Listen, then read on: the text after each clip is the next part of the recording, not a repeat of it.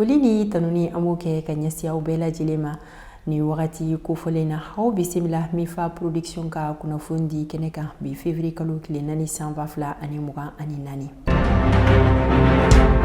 Cɛncɛn jamana saba ni o ye Mali ani Niger ni Burkina Faso janvier kalo kile mugan ani 7 tɛmɛni olu bɔra CEDEAO la ko sababuya kɛ san 49 CEDEAO n'ale sigira sen kan k'a sigira sariya min kan a tɛ ka o baaraw lawaleya o sabula ni jamana kofɔlen saba ka u to u ka gɛlɛya la CEDEAO ye a kɔ don u ma ni ka tila ka ɲangini ta ka a jamana kɔnɔdenw sɛgɛrɛ hukumu kɔnɔna na ni jamana saba a ɲɛmɔgɔ jabaraniso sanfɛla la u ye ni lasili kɛ o tɛmɛnen kɔfɛ tuguni ɲininikɛla ba dɔ minnu bɛ CEDEAO sariya dɔn olu ye a ladɔnniya k'a fɔ ko walasa mɔgɔ ka se ka bɔ CEDEAO la k'i kan ka tɛmɛ sira dɔw de fɛ ni o siraw cɛla o dɔ ye i bɛ bataki kɛ ni ka sɛbɛn ka ɲɛsin CEDEAO ɲɛmɔgɔw ma o kuntagala bɛ taga bɛn san 1 o jate ma ni san 1 de tɛmɛna ni jamana kofilen y'a dɔn k'a fɔ k'a bɛ fɛ ka to CEDEAO la a bɛ se ka to a kɔnɔ wa ne y'a dɔn fana k'a bɛ fɛ ka bɔ yamaruya bɛ a bolo ka se ka bɔ CEDEAO la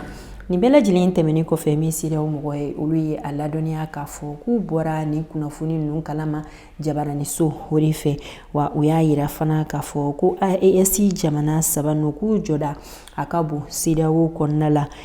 Commission de l'Union africaine IA o ɲɛmɔgɔba ni o ye Musa Faki Mahamati tarata tɛmɛnen na ale ye a ka nisɔngoya k'o yira Mali ni Niger ni Burkina Faso olu ka bɔli la CEDEAO la hukumu kɔnɔna na a y'a yira k'a fɔ kumaɲɔgɔnya sira fɛ k'a bɛ ni jamana saba ninnu ka bila la min bɛ se ka kɛ sababu ye u bɛ se ka segin ka to CEDEAO kɔnɔ cogo min. An ka furancɛla fanga ɲɛmɔgɔ Colonel Assimi Goïta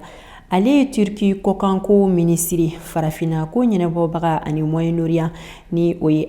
Ahmed Yildiz ka o bisimila tarata don an ka jamana kɔnɔna la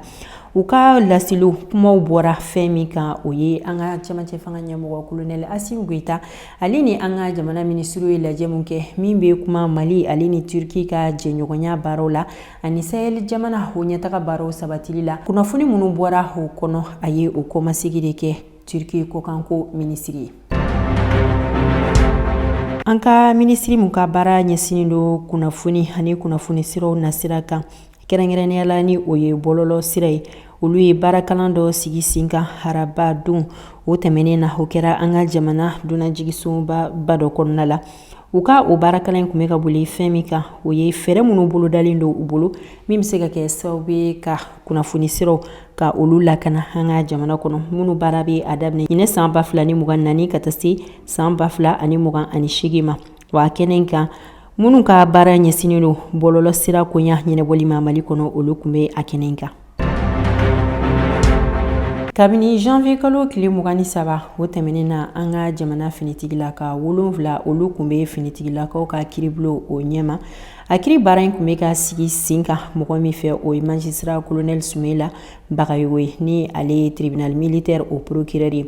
ni finitigilaka mɔgɔ 7 u kun jalakilen don waleya 5 de la o waleya kun fɔlɔ o ye binkali waleya ye o ye suyɛni waleya ye ani binkali wale ni mɔgɔ 7 ni finitigilaka mɔgɔ 7 u jalakilen don ni waleya 5 ye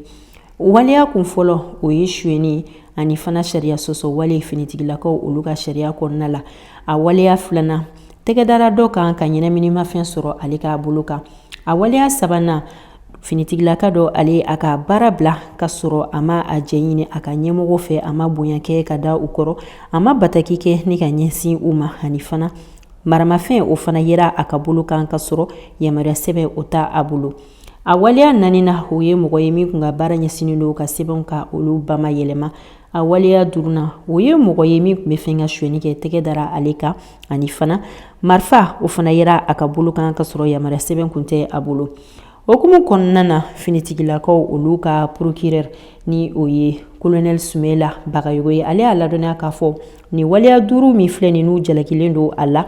ko n'a jɔra u la u ka ɲɛɲini o bɛ se ka taa se san 2 fo ka se san 5 kaso ma. Walasa ji ɲuman o bɛ se ka sɔrɔ Mali kɔnɔ cogoya min na iziniba dɔ ale dilanni bɛ sen na ni o bɛna kɛ Bamako kɔnɔna la kɛrɛnkɛrɛnnenya la Jikɔrɔ ni Para o baaraw koɲa ɲɛnabɔli o tara ka di nanzaraw olu ka cakɛda dɔ ma n'a bɛ fɔ o ma ko Société Française Maçon ale ni Filjaz. Anga jamana furuba jabaraniso ni o ye ORTM directeur général ye jɔnjɔn taara ka di ale ma anga jamana marabagaw fɛ tɛnɛn tɛmɛnen na n'o bɛnna janvier kalo tile 29 ma ko sababuya kɛ k'a ye baara ɲuman minnu kɛ anga jamana kɔnɔ jɔnjɔn taara ka d'a ma o cadre kɔnɔna la okumu kɔnɔna na min ye ORTM ale ye directeur général ye a ye ni jɔnjɔn in ta ni k'a bila a baara ɲɔgɔn kɔrɔ ka bonya ta k'a di u ma ni k'a yira k'a fɔ k'ale ye ni jɔnjɔn min sɔrɔ ale kelen ta tɛ k'a ni ORTM baarakɛla bɛɛ lajɛlen de ta don olu minnu cɛsirilen don su ni tile walasa min bɛ se ka kɛ sababu ye jamana kɔnɔdenw olu ka laɲiniw bɛ se ka sabati cogoya min na. An ka jamana camancɛ yan fana gɛlɛya kɛra sababu ye ka minnu bɔ u sigiyɔrɔ la ni ka bɛn Bamako kɔnɔna ma kɛrɛnkɛrɛnnenya la ni o ye Falajɛ ale ni Senu ye. Musow ka fara ɲɔgɔn kan jɛkulu dɔ bɛ n'a bɛ fɔ o ma ko APDF ni o ye Association pour le progrès et la défense des droits des femmes ani ka fara PROMODEF fana kan n'o ye Association pour la promotion juridico-économique de la femme et de l'enfant. Olu ye u fanga fara ɲɔgɔn kan ni ka tile fila sanuya kɛ ka ɲɛsin site de déplacés mɔgɔw olu ka yɔrɔ ma Falajɛkaw olu ka yɔrɔ sanuyara tɛnɛn don n'o bɛnna janvier kalo tile 29 ma tarata don o kɛra Senukaw ta ye u ka nin baara in hakilina in sɔrɔla cogoya min na o kɛra APDF mɔgɔw ka baara kalan dɔ de senfɛ n'u nana jateminɛ k'a fɔ ko déplacé mɔgɔw ka yɔrɔ ka a nɔgɔlen don hukumu kɔnɔna na u sera baɲumankɛ tɔn jɛkulu dɔw ma olu ka se ka u kokɔrɔma don a musakɔ la mɔgɔ min ye u dɛmɛ a baara la o ye Centre d'études et coopération internationale n'a bɛ fɔ o ma ko CECI Mali. Festival sur le Niger ni dɔw b'a fɔ a ma ko Segu tɛnɛ ale denmuso fɔlɔ ni festival in ale bɛ kɛ an ka jamana kɔnɔ san o san février kalo la Segu kaw fɛ yen nɔ ɲinɛta o daminɛna janvier kalo tile 30 la n'a dayɛlɛ daminɛna o de la Segu kaw fɛ ka kuncɛ février kalo tile 4 na hakili jiginna ni festival in ale yɛrɛ sigira sen kan kabini san 2005 ɲinɛ ye a san 20 n'ale bɛ kɛ Segu kaw fɛ a ko ɲɛnabɔbaga olu ye a ladɔnniya k'a fɔ ko ni festival in kɛra sababu ye ni ka yiriwa caman ka o lase Segu mara kɔnɔ kɛrɛnkɛrɛnnenya la seko ani dɔnko olu ka yɔrɔ fanfɛla la fɔlikɛlaw ka yɔrɔ la ani jagokɛlaw olu yɛrɛ ka fanfɛla la wa ko ni festival in a kɛra sababu ye ni ka baara caman ka o sigi sen kan ani jiko dɛsɛ tun bɛ Segu dugu yɔrɔ dɔw la fana o sera ka nɔgɔya bibi na ni festival in sababuya la wa k'a ye musaka caman de ladon Segu kɔnɔ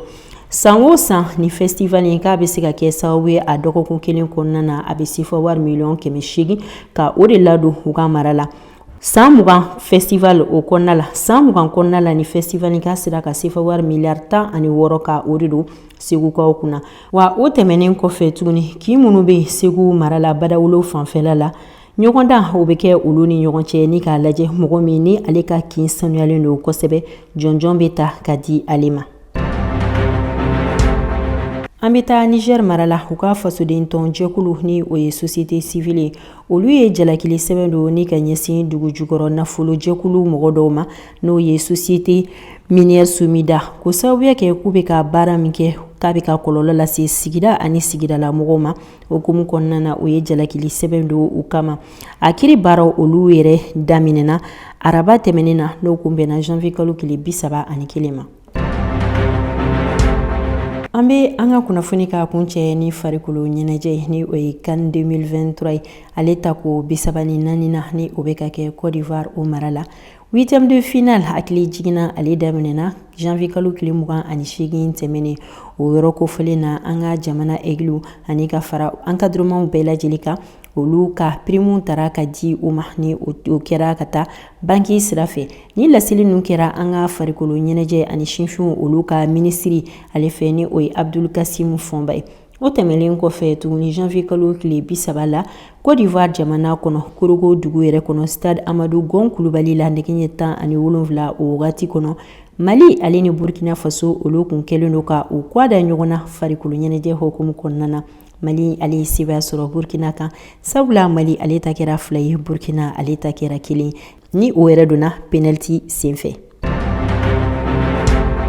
ni ne be dansigi an ka bi kunnafoni na an be foli balase aw ka lajɛli ni aw ka lamɛnni la sanga ni a wagati bɛɛ lajɛlen la k'an ka dibila baarakɛbagaw ka olu yɛrɛ fo kosɛbɛ ala k'an ka jamana in ka a basigi ka barika don mali na ani mali kɔnɔdenw bɛɛ lajɛlen la a k'an bɛɛ o la sanga wagati wɛrɛ ni ala ka jɛ